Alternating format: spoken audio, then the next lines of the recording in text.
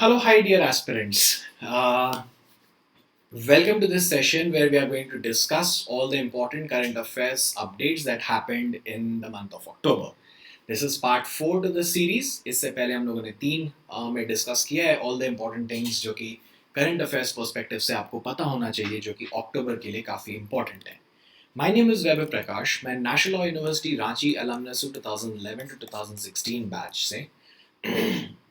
I completed my 5 years of integrated program, and I have been training students since I was in my final year of law school. By now, I have successfully trained more than 2000 plus students for various competitive law entrance examination. I'm also pursuing my master's in law in criminal and securities law.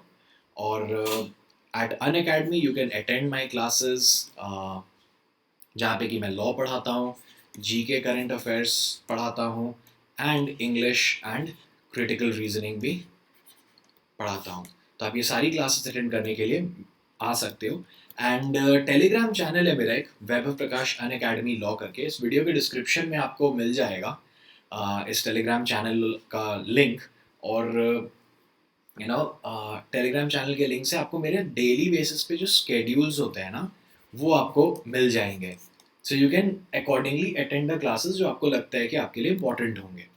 Okay, now there's a lot of courses जो कि मैं plus में भी पढ़ाता हूँ. मैं उसके लिए आपको बता देता हूँ कि क्या क्यों इम्पोर्टेंट है वो. सो अनअकैडमी प्लस का सब्सक्रिप्शन जो है ना, वो काफ़ी इंपॉर्टेंट है बिकॉज ये पेड सब्सक्रिप्शन होती है और यहाँ पे आपको कई सारी ऐसी क्लासेस मिलती है जो काफ़ी इंपॉर्टेंट होती है आपके एग्जाम पर्सपेक्टिव से. आपको प्रैक्टिस करने के लिए काफ़ी मॉक टेस्ट्स और सेक्शनल टेस्ट्स जो है वो मिलते हैं. And the best advantage is कि आप चूज कर सकते हो कि आपको कितने टाइम ड्यूरेशन के लिए चाहिए. So you can choose a 6 month programme अगर आप CLAT 2022 अपीयर करना चाहते हो. You can choose an 18 month programme अगर आप CLAT 2023 के लिए अपीयर करना चाहते हो. डिपेंडिंग अपॉन कि आपको कितने टाइम के लिए कोर्स चाहिए, you can choose the subscription at Unacademy. And when you do that, you can use my referral code which is VAI10, which will help you get a 10% discount on the overall course fee. ठीक है, तो ये plus subscription की बात हुई. क्यों लेना चाहिए इज आप रियल टाइम के बेसिस पे अपने डाउट्स जो है ना वो रिजॉल्व कर सकते हो. आप हैंड रेज करके बात कर सकते हो क्लास के बीच में किसी भी एडुकेटर के साथ जिसकी भी आप क्लासेस अटेंड कर रहे हो. सेकेंडली, आप कितने भी एडुकेटर्स के जितने भी कोर्सेज है ना, आप उसमें आप चूज कर सकते हो कि मुझे इस एडुकेटर के ये कोर्स को बैठना है. तो that way, so you of course be attach to a batch. आप एक बैच चूज करोगे जिसमें आपका स्टार्टिंग टू एंड आपकी पूरी प्रिपरेशन कराई जाएगी. बट इवन आफ्टर दैट अगर आपको लगता है कि मुझे इस मुझे वैभव सर की एक क्लास करनी है ऑन क्रिमिनल लॉ जो कि वो प्लस पे पढ़ा रहे हैं, तो you can just enrol for that for that course जब आपने प्लस सब्सक्रिप्शन खरीद लिया है. तो और वो आप मेरी क्लासेस अटेंड कर सकते हो. उसके लिए आपको कोई एडिशनल चार्जेस वगैरह कुछ भी नहीं पे करना पड़ेगा. Secondly, the most important advantage that you get is national level mock test जो आपको हर संडे को मिलता है, apart from daily practice sets and weekly sectional tests. तो जैसा कि मैं बता रहा था, क्रिमिनल लॉ कोर्स जो है वो 22 नवंबर से स्टार्ट हो रहा है और ये सिर्फ और सिर्फ अन अकेडमी प्लस पे होगा. I have taken 2 classes as like a to show कि कैसे पढ़ाया जाएगा और क्या क्या हम लोग कवर करेंगे. काफ़ी इंटरेस्टिंग सब्जेक्ट है ये और काफ़ी इंपॉर्टेंट भी है. सो आप यूट्यूब पे देख सकते हो इसकी क्लास.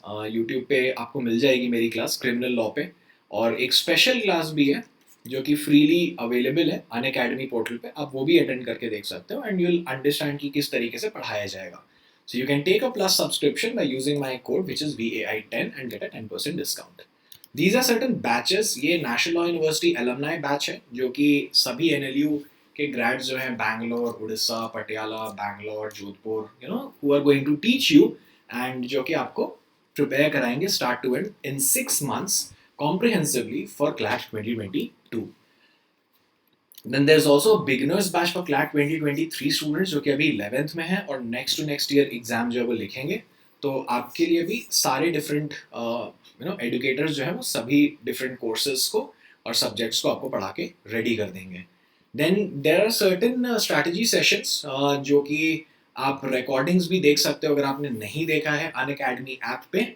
सो ये 15, 17 और 19 को ये डेट्स हैं. तो अगर आपने लाइव नहीं अटेंड किया, मिस कर दिया, तो आप एटलीस्ट रिकॉर्डिंग्स देखना. ये इंपॉर्टेंट सेशंस है जिसमें कि they are going to discuss about the strategy resources and the journey as to how you can become a rank holder.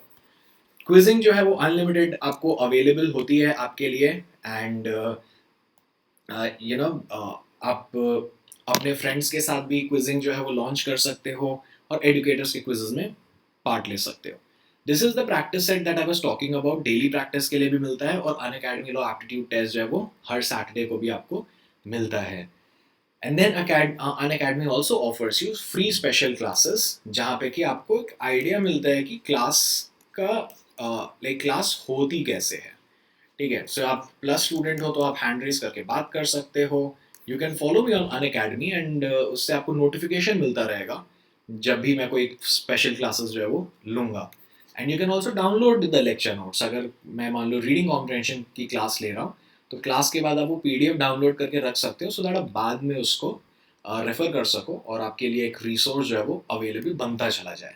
ठीक है, चलो स्टार्ट करते हैं आज के टॉपिक ऑफ डिस्कशन को जो हमें करना है. तो सबसे पहला टॉपिक जो है जो हम करने वाले हैं इज सर सैयद अहमद खान की एक बुक है reason religion and nature by professor Shafey Kidwai.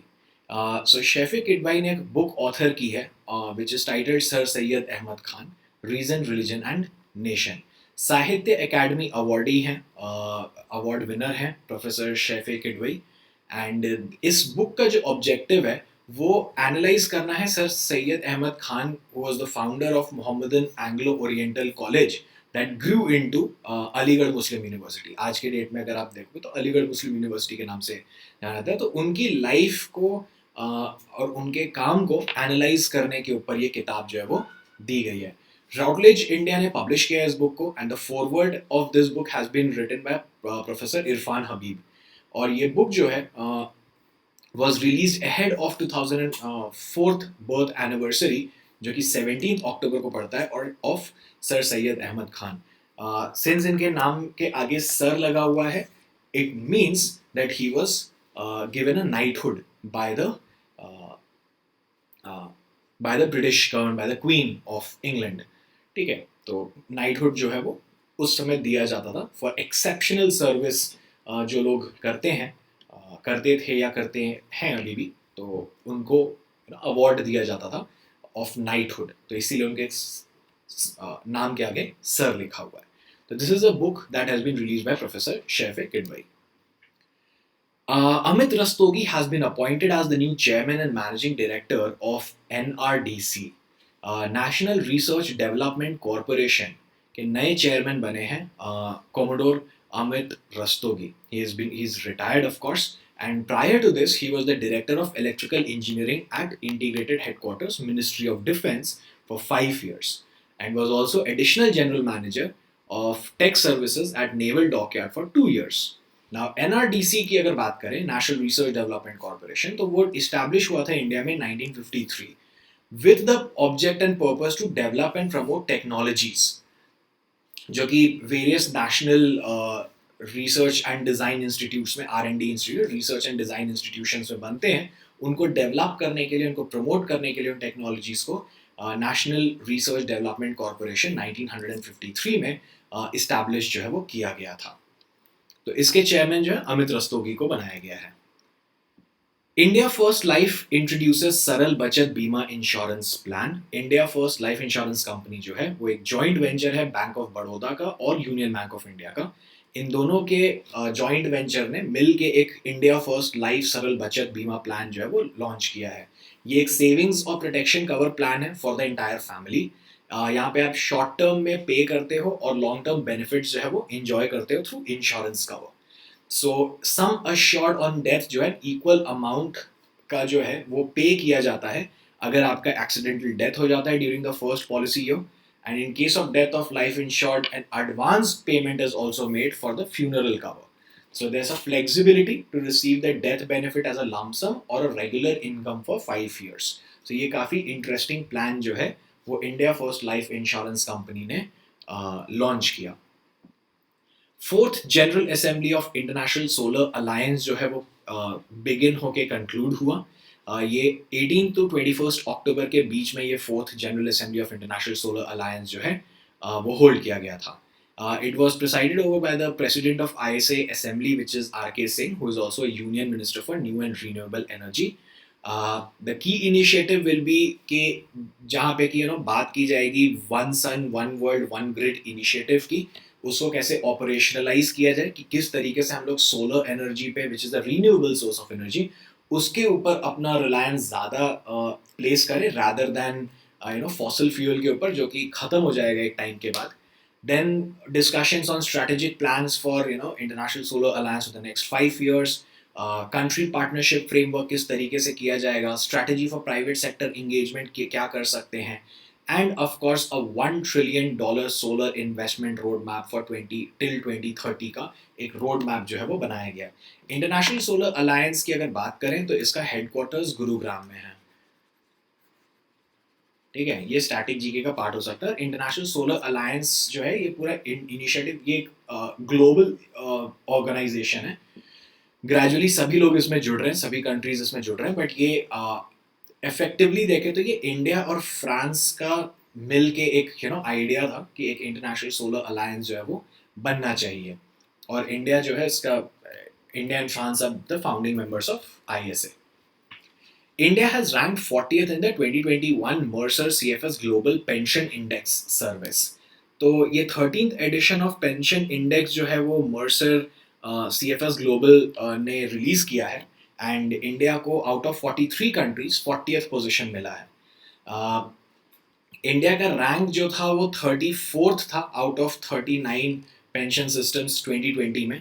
अभी हमारा पोजीशन जो है वो और पीछे पुश होके 40th चला गया आउट ऑफ 43 countries. आइसलैंड जो है वो टॉप किया है इस रैंकिंग में with an index value of 84.2. So Iceland is number 1, followed by Netherlands which is number 2 with 83.5, and third पे अगर देखें तो नॉर्वे है with a index score of 82.0.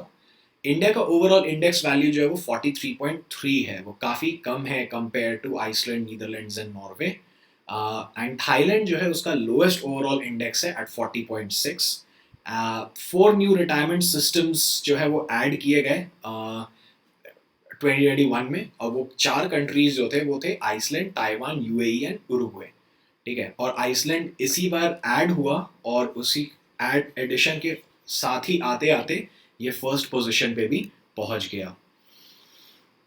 Gulzar has a very very renowned legendary Indian poet and lyricist as well as director. Gulzar साहब जो हैं, he has penned a book titled Actually I Met Them, a memoir. वो उनकी life के ऊपर है. ये उनकी नई किताब है. This has been published by Penguin Random House India.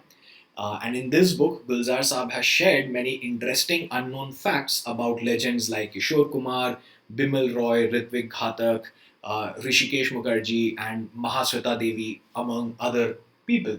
तो उन्होंने अपने लाइफ से ड्रॉ करके निकाला है कि क्या क्या लोगों को इंटरेस्टिंग होगा लोगों के लिए जानना और पढ़ना. So actually I met them which is a memoir, उनके लाइफ के ऊपर है. ये बुक गुलजार साहब ने पब्लिश की, published by penguin random house India.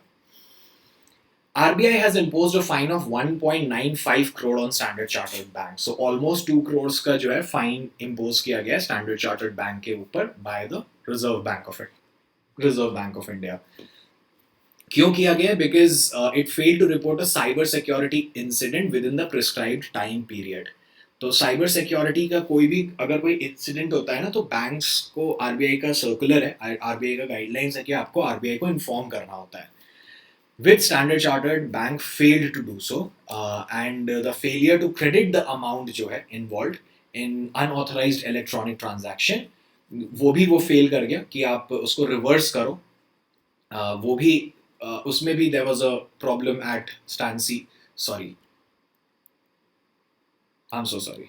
So उसमें भी एक problem जो है वो Stancy के साथ रही. Stancy is like Standard Chartered. तो among other reasons. So this was penalized for non-compliance with RBI's direction on customer protection. तो यही direction है जहाँ पे customers को protect किया जाता है against fraudulent transactions जो होते हैं. Standard Chartered Bank had also allowed direct sales agents to conduct KYC verifications.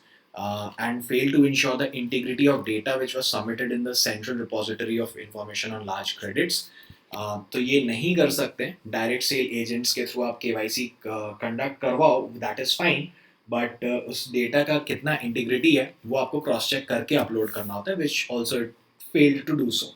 So cumulatively RBI ने इसीलिए इन सभी इश्यूज को देखते हुए 1.95 करोड़ का पेनल्टी जो है वो स्टैंसी बैंक के ऊपर इम्पोज किया. China and Indonesia won Uber Cup and Thomas Cup respectively. So China won the Uber Cup and Indonesia won the Thomas Cup. So China ने जापान को 3-1 से हराया Uber Cup फाइनल्स में, जो कि आरहुस डेनमार्क में हुआ, and reclaimed the Uber Cup title.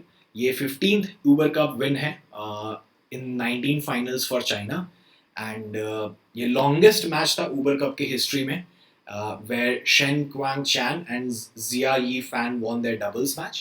Indonesia lifted the Thomas Cup trophy for the first time since 2002 after defeating the champions China 3-0 in the final match, which was held in Aarhus, Denmark. Uber and Thomas Cup जो है ये biennial international badminton championship है.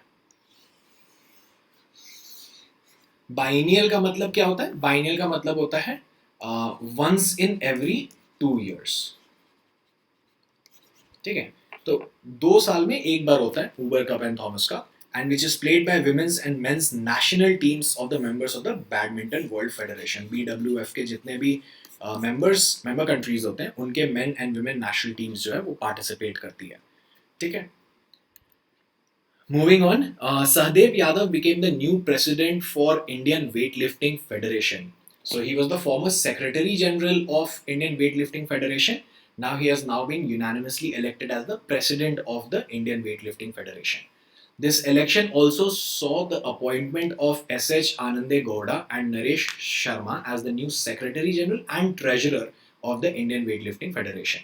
So 10 new vice presidents, 4 joint secretaries and 7 executive committee members were also elected by the returning officer Narinder Paul Kaushik of Delhi District Court. ये appointments के लिए important है. Rajasthan has launched a प्रशासन गांव के संघ campaign, which is a mega campaign जिसका कि नाम प्रशासन गांव के संघ. प्रशासन is the executive, is like the bureaucracy, गांव इज द विलेज और संघ इज लाइक साथ. So it's like the bureaucracy is with the village. ये इसका मतलब है इस स्कीम का. The idea is to provide local access to government services in remotest village of the state.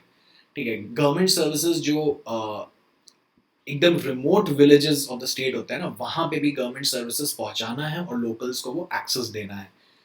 तो ये आइडिया है इस कैंपेन का. And officials from 22 departments of the local administration जो है will reach out to the rural parts of every gram panchayat to offer on-spot solutions to the applicants.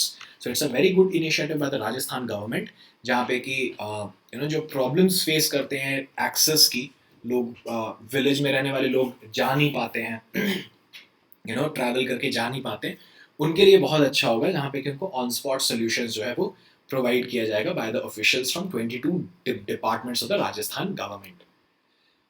Then 20th October is celebrated as World Statistics Day. Around the globe, हर साल इसको celebrate किया जाता है to highlight the achievements of fundamental principles of official statistics. ये global collaborative endeavor है which is organized under the guidance of United Nations Statistical Commission. और ये propose किया था to celebrate 20 October को as World Statistics Day, the United Nations Statistical Commission. In 2010. तो since then हम लोग इसको, and this was the General Assembly adopted this on 3rd June of 2010 via a resolution जो कि उतना important नहीं है, and thereafter officially designated as 20th October 2010 as the first ever World Statistics Day under the general theme celebrating the many achievements of official statistics. Statistics बहुत important होते हैं because statistics के साथ ना हमको एक बहुत fair idea मिलता है. Otherwise it becomes very difficult to quantify anything. So it gives us a very good idea that अगर supposedly हम statistics की बात करें और हम कहें कि 64% of the Indian population is literate, तो हमको समझ में आता है कि अच्छा ठीक है, there are 36% पॉपुलेशन जो है वो अभी भी इलिटरेट है। तो हमको समझ में आता है कि 36% ऑफ 1.3 बिलियन पॉपुलेशन कितना होगा, तो वो अभी भी इतने लोग जो है वो इलिटरेट है हमारे कंट्री में। तो this statistics gives us a very good clear picture, overall picture जो है वो स्टैटिस्टिक्स से मिल जाता है। तो statistics are always very very important. Moving on, our Home Minister, Mr. Amit Shah, flagged off Modi van. 5 mobile medical vans जो है, which is dubbed as Modi van. Uh, so mobile and medi, ठीक है। so mobile से MO और medical का DI, so यहाँ से ऐसे निकाला गया इस नाम को और दिया गया मोदी वैन, ठीक है। ये 19 अक्टूबर को जो है वो हुआ in Kaushambi district of Uttar Pradesh, and these vans have been launched under Seva Hi Sangathan programme of BJP to commemorate Prime Minister Narendra Modi completing 20 years as the head of government, because इससे पहले he was also the head of the government in the state of Gujarat. He was the chief minister of Gujarat.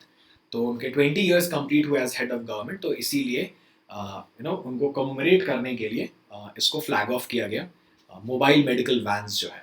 Now these will operate in 5 assembly constituencies in Kaushambi, which is in Uttar Pradesh. And ये कौशाम्बी विकास परिषद जो कि BJP के national secretary Vinod Sonkar run करते हैं, उसके edges के under, उसी के बैनर के अंडर ये काम करेंगे। Moving on to the next, India's Bhavani Devi won the Charleville national competition in France. Now the fencer, जो फेंसिंग जो स्पोर्ट होता है ना, so Bhavani Devi she missed the Olympic medal by a very narrow whisker, made history at the Tokyo Olympics, of course, by becoming the first Indian to compete in the sport at the game. और उनको bronze medal वाला match जो था she lost, as far as I remember. Has now won the Charleville national competition in France in the individual women's sabre event. She is currently ranked 50th in the world and is top ranked fencer from India. She is now eyeing a good show at 2022 Asian Games and has started preparing for the same, for the next year. Confederation of Indian Industry (CII) organized an international conference on exhibition on digital technologies, जिसका नाम है Future Tech 2021, a journey of digital transformation to technology adoption and acceleration. The theme of this conference was driving technologies for building the future we all can trust. Now the inaugural session जो है वो virtually attend किया गया था by Minister of State in Electronics and IT, Skill Development and Entrepreneurship. And the theme had like 5 pillars: strategy, growth, resilience, inclusiveness and trust. ये international conference जो है, it served as a platform for Indian industries and entrepreneurs to understand कि technology में क्या क्या fine prints हैं, उनको identify करना और उसको राइट अप्रोच के थ्रू बिजनेस में इन्वॉल्व करना, इंटीग्रेट करना for business to business partnerships, B2B partnership, business to business partnerships के लिए उनको इंटीग्रेट करना, जिससे कि बिजनेसेस जो है वो थोड़े और इजी हो करना और उसका स्केलिंग जो है वो बेटर हो जाए, because technology is the future of our is the future of the nation. Then NPCI, National Payment Corporation of India, launched NPCI tokenization system, जिससे कि safety of customers जो है वो और enhance हो जाता है for shopping experience. ये tokenization system जो है, it will support the tokenization of RuPay cards to provide an alternate for storing card details with merchants.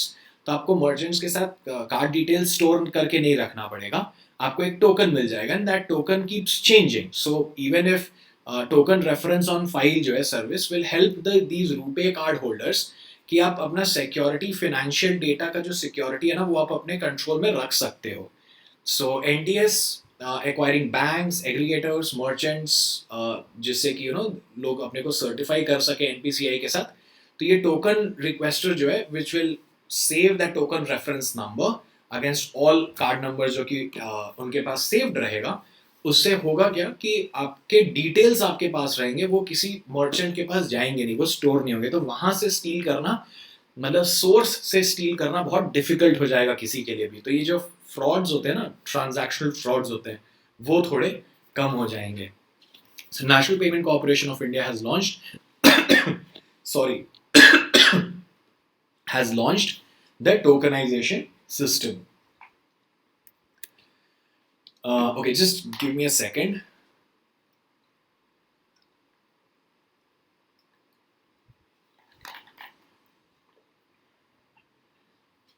Yes. So NABARD की subsidiary NAB Sans uh, NAB Sanrakshan has set up 1,000 crore rupees credit guarantee fund trust. NABARD जो है वो national bank for agriculture and rural development है। ये agriculture के sector को promote करने के लिए बैंक बना है, जिससे कि एक फार्मर्स को और people working in the agriculture industry, उनको ऑप्शन रहता है कि वो क्रेडिट ले सकें और लोन ले सकें और कई सारे बेनिफिट्स अवेल कर सकें। So NABARD has created 1,000 crore credit guarantee fund trust for FPOs. Uh, so the whole idea is कि आप ज़्यादा credit guarantee कर सकते हो, and this has been launched under the trusteeship of NAB Sanrakshan Trustee Private Limited, a wholly owned subsidiary of NABARD Bank itself. तो ये trust deed जो है ministry of agriculture and farmers welfare के बीच में मतलब इन लोगों ने साइन किया है, and it has been registered at Mumbai, and the credit guarantee that is offered through the trust will enhance की जो क्रेडिट वर्दीनेस होता है ना, वो इनहांस कर देगा, कॉस्ट इफेक्टिव होगा, एंड ओवरऑल नेट इनकम को इम्प्रूव करने के लिए काफ़ी हेल्प करेगा, because when you have more money you can invest and agriculture sector grows, farmers income grows, everyone grows. A Balasubramanian becomes the new chairman of Association of Mutual Funds in India. So ये एक association है जहाँ पे कि mutual funds के जितने भी लोग, मतलब जितनी भी फाइनेंशियल इंस्टीट्यूशंस जो म्यूचुअल फंड्स ऑफर करती हैं, उनके लिए एक एसोसिएशन है। उसके नए चेयरमैन जो है वो ए बालासुब्रमण्यन बने हैं, और नीलेश शाह इससे पहले मैनेजिंग डायरेक्टर थे कोटक म्यूचुअल फंड के, जिनको कि रिप्लेस करके ए बालासुब्रमण्यन बने हैं। He is the chief executive officer of Aditya Birla Sun Life Asset Management, and Radhika Gupta, the MD and CEO of Edelweiss AMC, has been appointed as a vice chairman of Association of Mutual Funds of India. तो ये कुछ important inaugurate मतलब कुछ important appointments हैं। Prime Minister Narendra Modi inaugurated Kushinagar International Airport in Uttar Pradesh. ये airport जो है estimated cost of 260 crores में बना है in Kushinagar by the Airport Authority of India. It has the longest runway in Uttar Pradesh, और ये domestic and international pilgrims के लिए क्योंकि लॉर्ड बुद्धा इन कुशीनगर जो है वहाँ पे उनका स्थल है, तो वहाँ पे ट्रैवल करने के लिए it becomes more easier for domestic travellers as well as international pilgrims कि वो कुशीनगर जाके उस जगह को इंजॉय कर सके, उस जगह पे प्रे कर सके। And Kushinagar is the final resting place of Gautam Buddha, where he attained Maha Parinirvana after his death, and the airport will of course boost tourism on the Buddhist circuit. The first international flight at Kushinagar International Airport landed from Colombo, Sri Lanka, carrying a Sri Lankan delegation of over 100 Buddhist monks and dignitaries.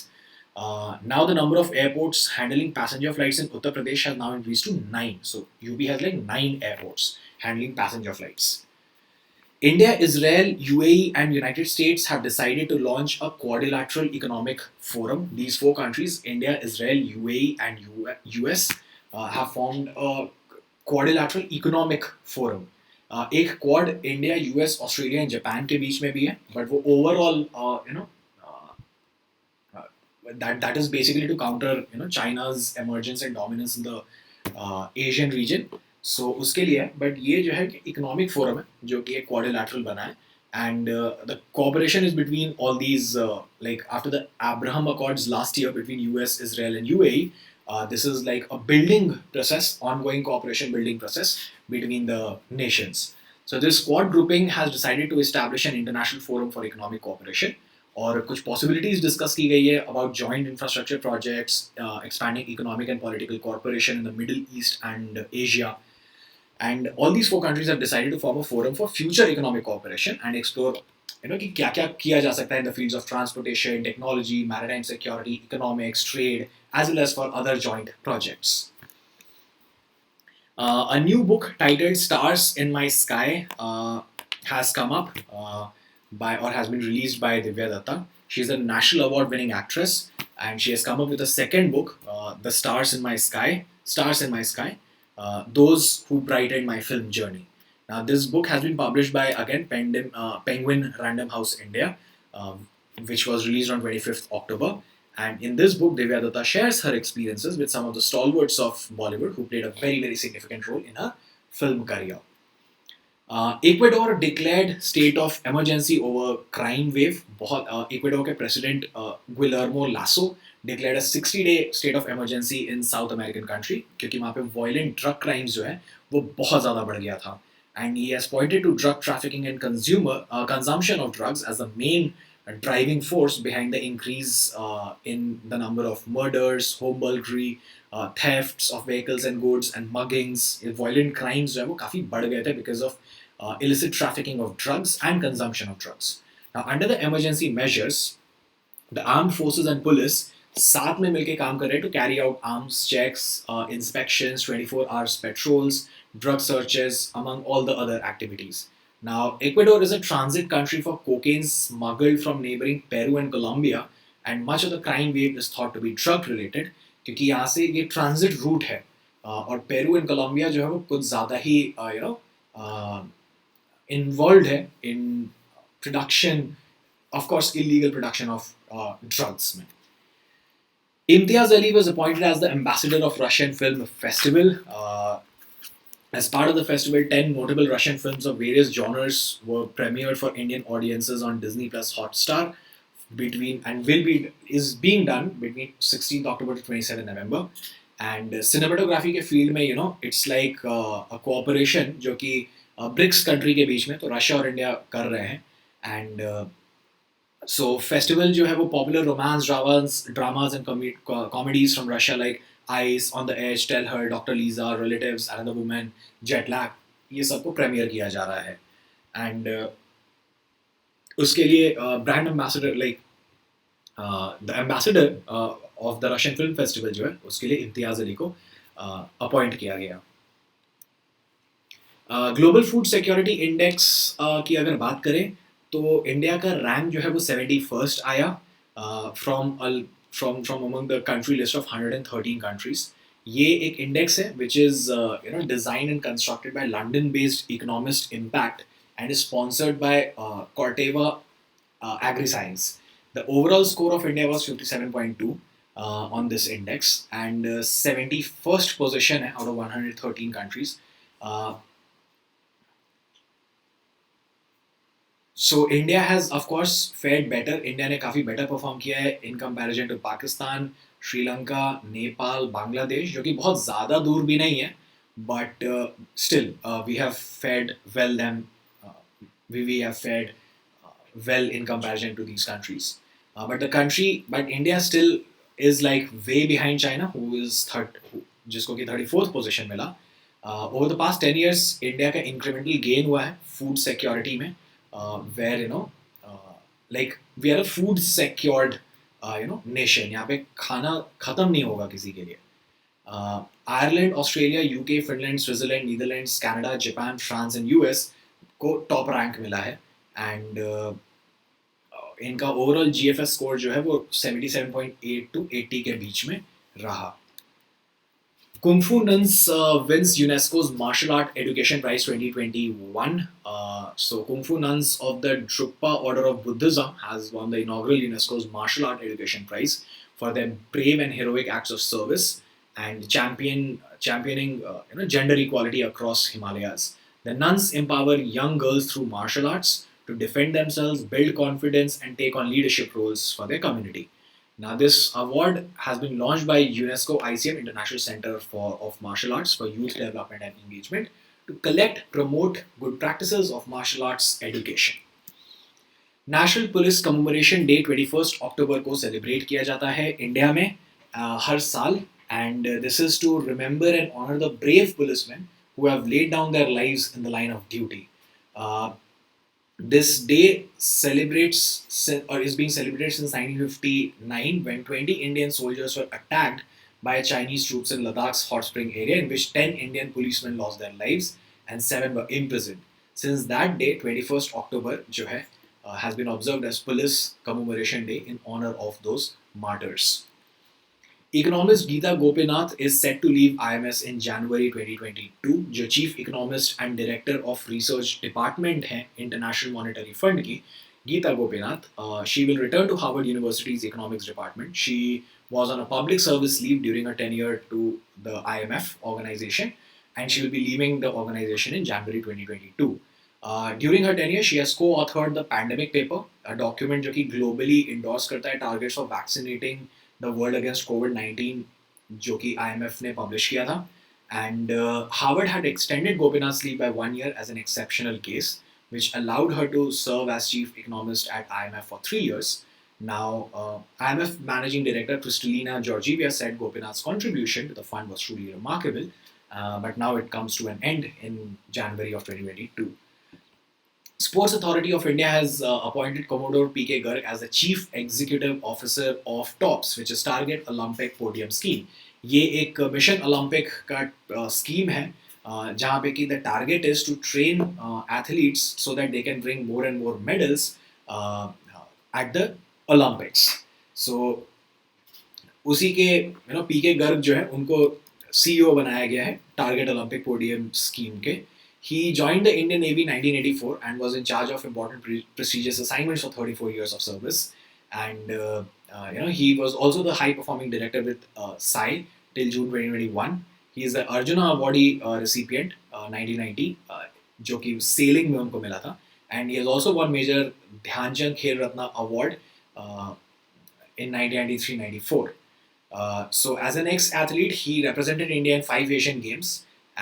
Sailing events में of course, so he has a lot of experience when it comes to how to manage sports, and so मतलब at least someone who has been there, done that, and has understands as to what are the requirements that an athlete requires to win an Olympic medal, वो उनको समझ में आएगा. So top to bottom approach में अगर देखें तो ये काफ़ी अच्छा initiative है of getting P.K. Garg on board as the CEO of Target Olympic Podium Schemes. So with this, we come to end of this session. I hope you got to learn a lot of things in today's video about all the important things, all the important current affairs events. Do watch out for the other sessions that I'm going to take on October month itself. And before I leave, just a mind refreshing thing. Criminal Law course, Unacademy Plus, 22nd November onwards. You can take a subscription by using my referral code, which is VAI10, and get a 10% discount. So don't miss out on learning criminal law. By Vaibhav Prakash. On that note, thank you so very much for joining in. Don't forget to subscribe to Unacademy Law.